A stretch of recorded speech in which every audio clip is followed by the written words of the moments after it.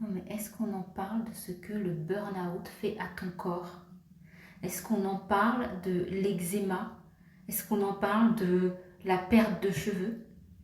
Est-ce qu'on en parle de ces insomnies qui te donnent des douleurs dans le corps?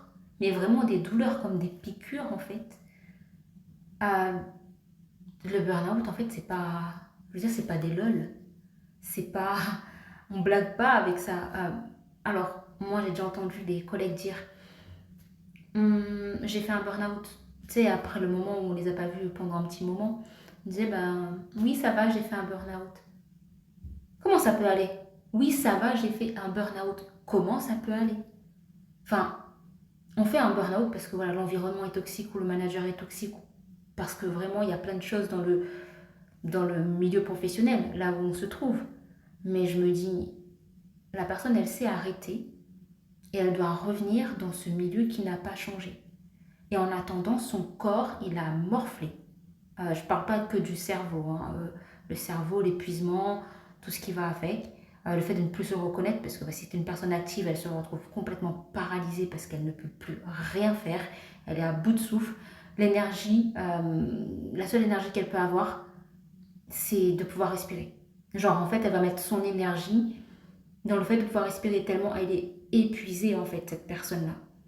Et elle revient, elle a le courage de revenir et de dire oui, ça va, j'ai fait un burn-out. Donc c'est hyper courageux, mais derrière cette phrase simple, je me dis, il y a tellement de douleur, il y a tellement de douleur, il y a tellement de pertes, déjà la perte de soi, mais moi je parle des douleurs physiques, vraiment de l'eczéma, c'est... Et j'ai l'impression que l'eczéma, c'est même plus un eczéma, c'est... Oh non, c'est compliqué en fait. Les cheveux qui... Donc les cheveux qui quittent le navire, mais... allô. Et tout ça pour un employeur. Alors après, j'entends bien, hein, il y a des personnes qui ont besoin de travailler parce qu'il y a des charges, parce qu'il y a des enfants, parce que soit ils payent aussi une pension. Mais moi, j'ai juste envie de vous dire, faites attention à vous. Aucun environnement de travail, aucun manager ne mérite que vous laissiez votre santé mentale et encore moins votre santé physique. Je me dis, on peut tous être harcelés, que ce soit un collaborateur ou même un manager. Un manager, il a aussi son supérieur hiérarchique, sauf si vous êtes dans une entreprise et que c'est le big boss. Mais en fait, on peut tous être harcelés. Donc juste mettez-vous à la place de l'autre. Ça n'a rien de drôle de dire que j'exerce un pouvoir sur mon collaborateur juste parce que bah voilà, on m'a donné une petite baguette magique et qu'en fait je suis manager. C'est pas ça manager. C'est pas mettre l'autre en dépression.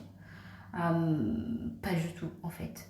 Et à partir du moment où on a un collaborateur qui se met en arrêt maladie, donc soit oui, pour certains cas c'est pour vous embêter, mais si vous ne l'aviez pas cherché en fait, il ne vous aurait pas embêté, ou soit c'est parce que la personne va vraiment mal, et là c'est une sonnette d'alarme.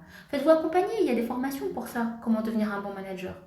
Mais en tout cas les personnes qui font un burn-out, courage, je suis de tout cœur avec vous, et j'ai juste envie de vous dire ce que vous vivez. Je peux vous dire que c'est normal, mais il y a beaucoup de personnes qui le vivent et vous n'êtes pas seul dans tout ça. Allez, bisous!